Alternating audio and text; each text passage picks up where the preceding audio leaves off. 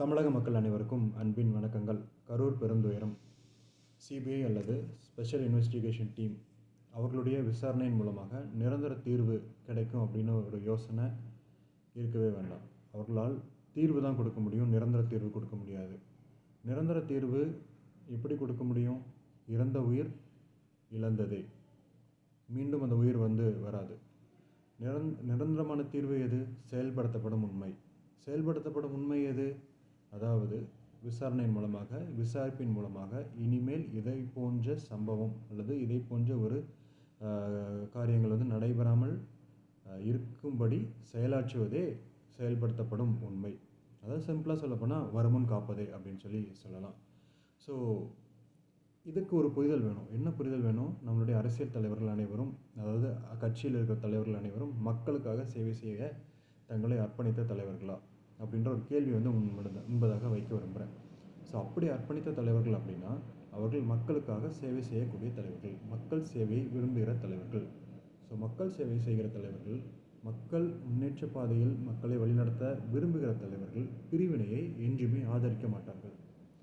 இன்னும் சொல்லப்போனால், ஐயோ மக்கள் இங்கே கஷ்டப்படுறாங்க, ஐயோ இந்த உயிர்கள்லாம் இங்கே இறந்துட்டே அப்படின்னு சொல்லி அவங்க எல்லாத்தையும் பார்த்துட்டு ஒரு பரிதவிக்கப்பட்ட ஒரு நிலைமையில் அவங்க தங்களை உள்ளாக்கி இல்லை, அது மனுஷனாக அவங்களுக்கு ஃபீல் ஆகணும். ஃபீல் ஆகிட்டு எல்லா கட்சிகளை சார்ந்தவங்களும் ஒன்று சேர்ந்து, அதாவது உயிர்கள் மேலானது, மனித உயிர்கள் அப்படின்றது உயர்வானது அப்படின்ற ஒரு சிந்தனையோடு அவங்க செயல்படணும். இங்கே பார்த்தீங்க அப்படின்னா, இப்போ நடக்கிறத பார்த்தீங்க அப்படின்னா, இவங்கள குறை சொல்லிகிட்டு இருக்காங்க, இவங்க அவங்கள குறை சொல்லிகிட்டு இருக்காங்க. நீங்கள் தான் காரணம், அரசியல் நாங்கள் பேச மாட்டோம், ஆனால் அரசியல் தான் பேசுகிறாங்களா அப்படின்ற மாதிரி இங்கே அரசியல் பேசுகிறீங்க. இப்படிலாம் ஒரு பலவிதமான சலசலப்பு. எதுக்கு? மக்களுக்கு தானே சேவை செய்யணும்னு நினைக்கிறீங்க. பின்ன மக்களுக்கு சேவை செய்வதற்கு ஒன்று சேர்ந்து செயலாற்றுங்க. எவ்வளவோ விதத்தில் ஒன்றுபட்டு ஒரு சிறப்பான சேவையை மக்களுக்கு கொடுத்து உயிரிழப்புகளும் எந்த ஒரு அசம்பாவிதமும் நடக்காமல் ஒரு சீரும் சிறப்புமான ஒரு தமிழ்நாட்டை உருவாக்க முடியும். மாற்றம் தேவை, அரசியலில் மாற்றம் தேவை, அரசியல் தலைவர்களிடம் மாற்றம் தேவை.